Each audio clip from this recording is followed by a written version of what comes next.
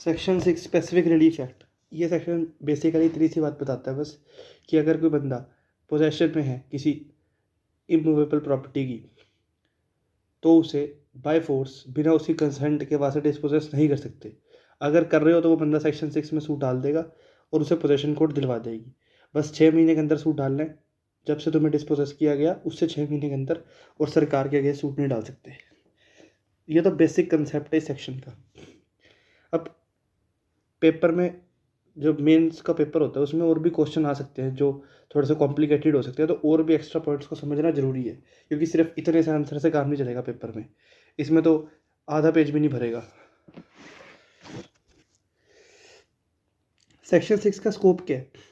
पहली बात, इससे फर्क नहीं पड़ता कि जो डिस्पोजेसर है, जिसने डिस्पोजेस करा, जिसने उठा के बाहर फेंका सामान, उस बंदे का जो पोजेशन में था उसका टाइटल कितना अच्छा है।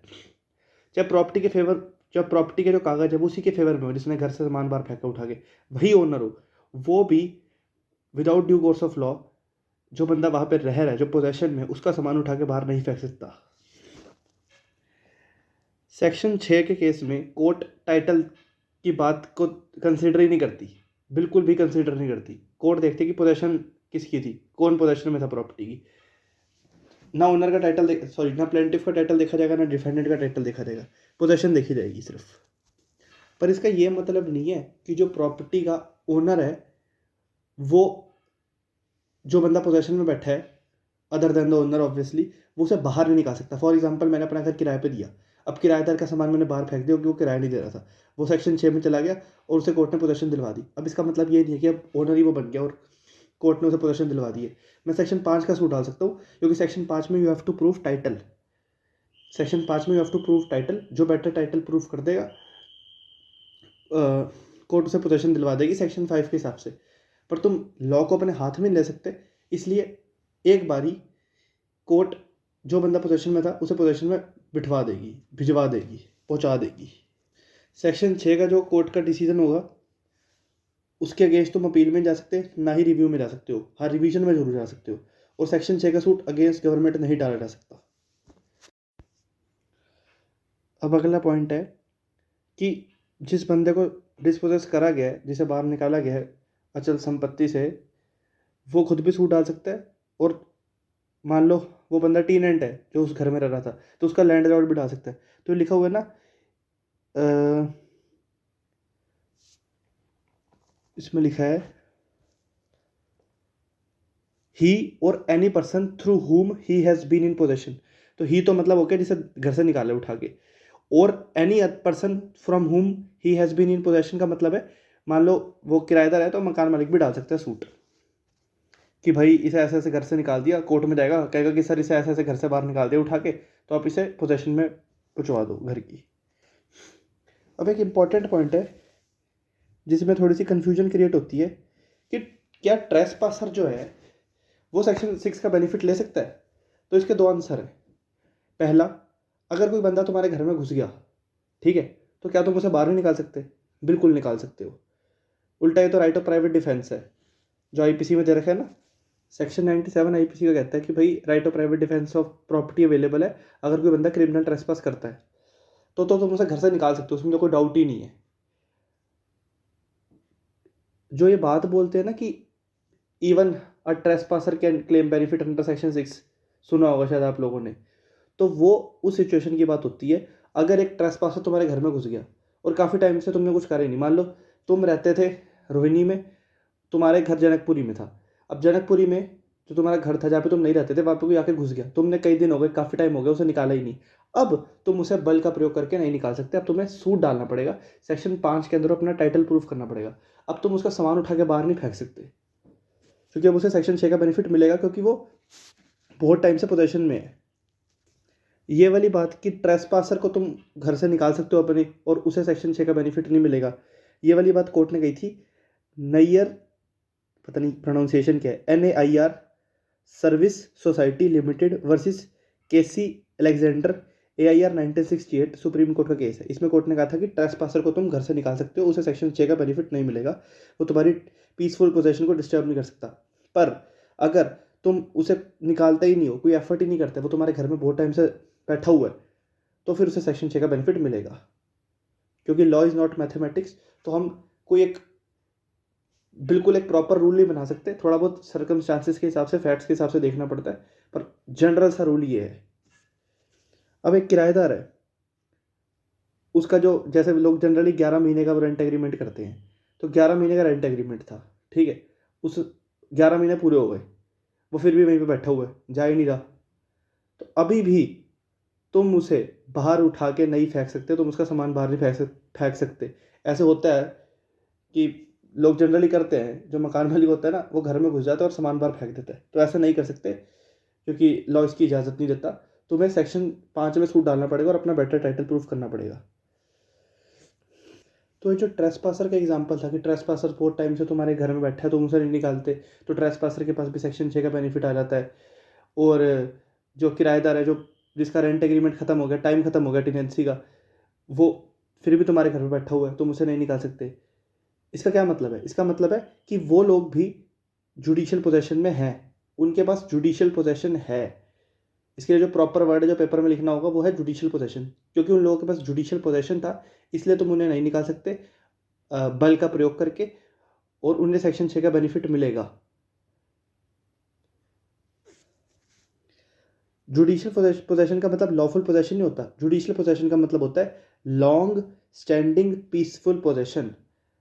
अगर कोई बंदा लंबे समय तक पीसफुली किसी जगह पर रह रहा है तो उसका जुडिशियल पोजेशन बन जाता है, और अब तुम उसे बाहर नहीं निकाल सकते बिना उसकी कंसेंट के, बिना उसकी कंसेंट के फोर्स का यूज़ करके। अगर तुम ऐसा करते हो तो वो सेक्शन 6 का सूट डाल देगा और कोर्ट तुम्हें ही बाहर निकाल देगी, चाहे तुम ओनर भी हो। तो ये एक तरीके से टेस्ट हो गया ये डिटरमाइन करने का कि क्या सेक्शन 6 का बंदा बेनिफिट ले सकता है कि नहीं। अगर लॉन्ग स्टैंडिंग पीसफुल पोजेशन है, ये 4 वर्ड्स ध्यान में रखना, तो वो बंदा सेक्शन 6 का सूट डाल सकता है और उसे सेक्शन 6 का बेनिफिट मिलेगा, जिसे कहते हैं जिसे कहते हैं judicial possession, not lawful possession. अब सेक्शन में लिखा हुआ है otherwise than in due course of law, अगर किसी को डिस्पोजेस कर दिया तो, और उसके बिना कंसेंट से, तो फिर वो सेक्शन 6 में सूट डाल सकता है। अब ड्यू कोर्स ऑफ लॉ का क्या मतलब है? ड्यू कोर्स ऑफ लॉ का एग्जांपल हो सकता है एग्जीक्यूशन प्रोसीडिंग के चलते हुए कोर्ट ने पोजेशन दिलवा दी, तो ये क्या हो गया? Due course of law. तो यहाँ पे सामने वाला बंदा सेक्शन 6 का सूट नहीं डाल सकता कि मुझे निकाल दिया गया है, क्योंकि अगर तुम्हें कोई due course of law follow करके निकाल रहा है फिर तो तुम सूट नहीं डाल सकते, क्योंकि सेक्शन 6 की रिक्वायरमेंट ही फुलफिल नहीं हुई। दूसरा, रिवेन्यू प्रोसीडिंग के चलते हुए अगर तुम्हें डिस्पोजेस कर दिया जाता है तो भी तुम सेक्शन 6 का सूट नहीं डाल सकते। या सेक्शन 145 CRPC के अंडर तुम्हें अगर निकाल दिया जाता है, प्रॉपर्टी से डिस्पोजेस कर दिया जाता है, तो भी सेक्शन 6 का सूट नहीं डाल सकते, because it is due course of law. तो ड्यू कोर्स ऑफ लॉ के बिना निकाला जा रहा है तो फिर you can bring a suit under section 6। अब एक एग्जांपल लिया जा सकता है कि जब पुलिस और CGM इन्वॉल्व है पर फिर भी वो चीज़ ड्यू कोर्स ऑफ लॉ नहीं है, ये सिर्फ अंडरस्टैंडिंग के लिए है। इसमें एग्जांपल दे रखा है बुक में कि लैंडलॉर्ड ने कंप्लेंट करी पुलिस को कि टीनेंट के घर में से स्मेल आती है, तो आप उसका गेट तोड़ो, क्योंकि उस टाइम टीनेंट घर में नहीं था जब लैंडलॉर्ड ने कंप्लेंट करी ना पुलिस को, उस टाइम टीनेंट घर में नहीं था। तो लैंडलॉर्ड पुलिस के पास जाता है और कहता है कि इसके घर से ना स्मेल आती है, तो आप इसका दरवाज़ा तोड़ दो, गेट तोड़ दो, ताला तोड़ दो, और घर में घुस के और वो स्मेल हम दूर कर देंगे। लैंडलॉर्ड कहता है मैं उसके घर में घुस जाऊँगा और मैं वो साफ़ सफाई कर दूंगा जिस वजह से स्मेल आ रही है। और CGM भी परमिशन दे देता है इस चीज़ की, पुलिस को CGM भी परमिशन दे देता है कि ठीक है जाओ तोड़ दो। पुलिस जाती है, तोड़ देती है, लैंडलॉर्ड घर में घुस जाता है। अब यहाँ पे चाहे पुलिस और CGM इन्वॉल्व थे, पर फिर भी ये ड्यू कोर्स ऑफ लॉ में नहीं आएगा और टीनेंट सेक्शन 6 का सूट डाल सकता है। नेक्स्ट पॉइंट क्या आता है कि भाई बर्डन ऑफ प्रूफ इसके ऊपर है। सेक्शन 6 में जो बंदा सूट डाल रहा है, बर्डन ऑफ प्रूफ उसी के ऊपर है, प्लेंटिफ के ऊपर ही है। उसे ये इस्टेब्लिश करना पड़ेगा कि भाई उसे डिस्पोजेस कर दिया गया था बिना उसकी कंसेंट के, otherwise than in a due course of law forcibly, तो वो बंदा सूट डालेगा। सॉरी, बर्डन ऑफ प्रूफ उसके ऊपर होगा जिसने सूट डाला है, जो प्लेंटिफ है। अब जो सूट है सेक्शन 6 के अंदर वो 6 महीने के अंदर डालना है। जब तुमने डिस्पोजेस करा उस दिन से लेके 6 महीने के बीच में तुम्हें सूट डालना पड़ेगा सेक्शन 6 में। अब section 29 clause 2 of limitation act जो है उसमें लिखा हुआ है कि भाई स्पेशल लॉ है SRA, तो SRA का जो टाइम है वो हम फॉलो करेंगे, और लिमिटेशन एक्ट में अगर कोई टाइम पीरियड दे रखा है तो हम उसे नहीं देखेंगे। तो सेक्शन 29 क्लॉज 2 इस चीज़ को कन्फर्म करता है, section 29 clause 2 of limitation act इस चीज़ को कन्फर्म करता है कि SRA जो है वो स्पेशल लॉ है।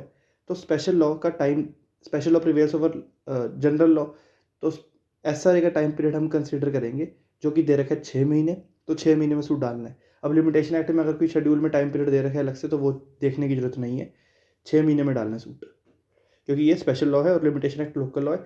और further section 29 clause 2 of limitation act इस चीज़ को क्लैरिफाई करता है। अब लास्ट पॉइंट सेक्शन 6 का, कि भाई अगर मान लो एक, ये सब मैंने पहले बताया भी है अभी, कि अगर लैंडलॉर्ड मान लो टीनेंट को घर से बाहर निकाल देता है क्योंकि उसका टीनेंसी का टाइम ख़त्म हो गया था, तो ऑब्वियसली सेक्शन 6 के हिसाब से कोर्ट ऑर्डर दे देगा कि भाई पोजेशन को, टीनेंट को घर का पोजेशन दिलवाया जाए, क्योंकि सेक्शन 6 कहता है ये वाली बात। तो इसका क्या मतलब है कि अब लैंडलॉर्ड का वो घर रहा ही नहीं? इसका जवाब है नहीं, लैंडलॉर्ड का ही वो घर है। अगर उसके पास बेटर टाइटल है वो सेक्शन 5 में सूट डाल सकता है और अपना बेटर टाइटल इस्टेब्लिश कर सकता है।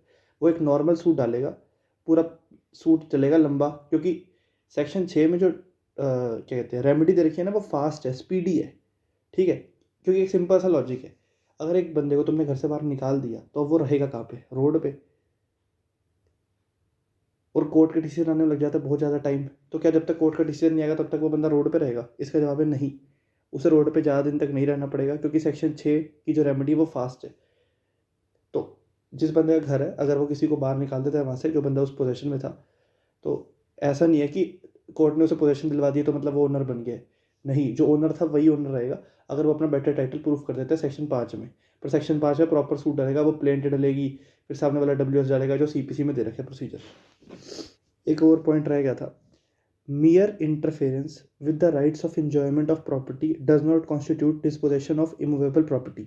भाई अगर एक बंदा घर में रह रहा है, तुम इंटरफेयर कर रहे हो उसके rights of enjoyment of property से, मतलब कुछ दखल अंदाजी कर रहे हो किसी भी तरीके से, रह वही रहा है पर तुम कुछ दखल अंदाजी कर रहे हो। इसका मतलब ये नहीं कि वो डिस्पोजेस हो गया।